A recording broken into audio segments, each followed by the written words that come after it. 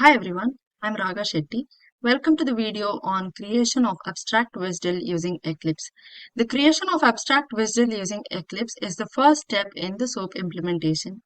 WSDL stands for Web Services Description Language. It is basically of the XML format. The Web Services Description Language is a standard format which is used to describe the web service. There are various other steps that are involved in the SOAP implementation. The first step is create abstract WSDL using Eclipse. Second is implementing the SOAP web service using abstract WSDL. Third is generating the concrete WSDL URL from the SOAP web service. Fourth step is from the client side, this WSDL URL will be typed in the browser to download the concrete WSDL. In the next step, we either develop the SOAP client from scratch or develop it using the SOAP UI tool. In the further next step, we create the SOAP client in SOAP UI tool by uploading the concrete WSDL or by specifying the concrete WSDL URL directly. So let us begin with the first step of SOAP implementation, creating the abstract WSDL using Eclipse by following a series of steps in the Eclipse IDE. I've installed the Eclipse IDE with the Adopt OpenJDK installed. Let us begin with the first step. The first step, click on File and click on Dynamic Web Project. To create a dynamic web project, provide a project name.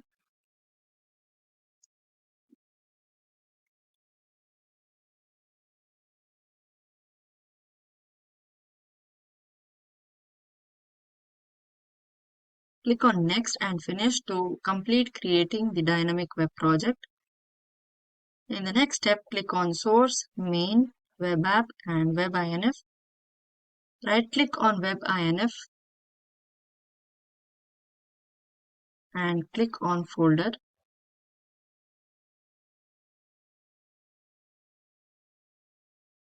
Click on New and Folder.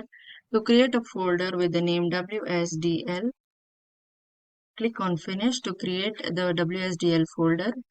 In the next step, right-click on WSDL and click on New, Other.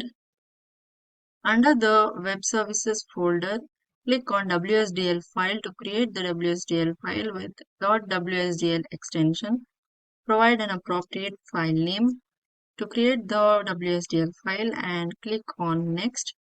Verify all the options and click on Finish. This will be creating the WSDL file with the .wsdl extension. Here we can view the design and source. Design will provide the graphical representation and the source provides the XML representation of the WSDL file. The WSDL file or document consists of two things. The first one is the endpoint URL and second is the operation details. The endpoint URL consists of the host name, the port number and the path. The host name can either be localhost or any other host name. Port number is the port number on which the web service is running. The second is operation details. The operation details consists of the operation name, operation input, and the operation output. Here, the new operation indicates the operation name, input indicates the operation input, and output indicates the operation output. Uh, Let us discuss what a basic WSDL file does. So as we discussed earlier, WSDL stands for Web Services Description Language. It basically provides a description of the web service. What a web service does is it is used in combination with SOAP and XML schema in order to provide with the web services over the internet. So a client program which connects a web service can read the WSDL document to determine what all operations and functions that needs to be performed or that are available on the web server. So any other special data types that are used in the WSDL document are recorded in the WSDL, in the XML schema. So the client can then use the SOAP to call any of the functions that are listed in the WSDL. So the WSDL is basically an XML based protocol which is used for the information exchange. So it describes how to access the web service and what operations it will perform. It is basically used to describe how to interface with the XML based services. So now let us modify the operation name. I'll provide the operation name as subtract. This will result in the uh, change of the request object and the response object. So subtract is the request object and subtract response is the response object. This will be updated in the XML schema. Here, as you can see, subtract is the request object and the subtract response is the response object. And in the next one, let us provide the operation input by clicking on the arrow corresponding to the operation input row. Here we can modify the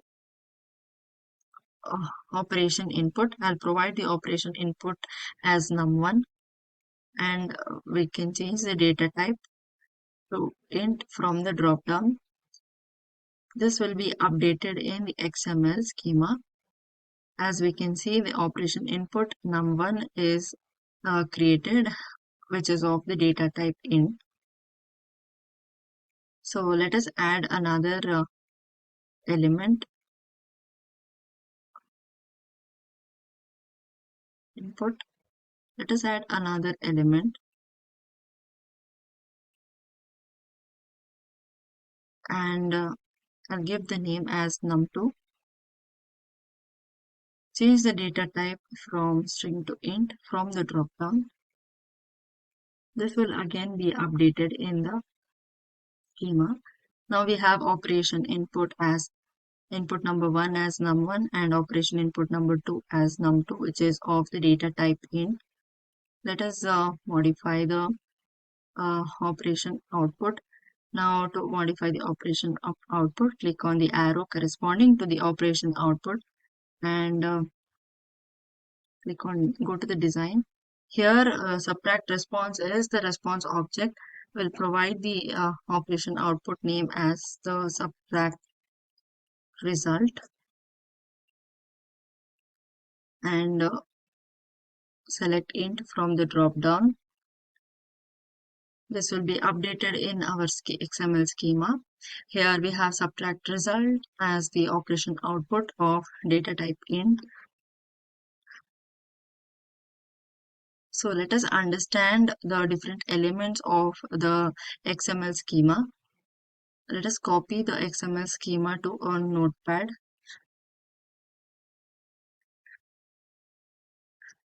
And discuss each and every element of the WSDL document. So beginning with the WSDL definition. So WSDL definition is the root element of all the WSDL documents. All the WSDL documents will have the WSDL definition.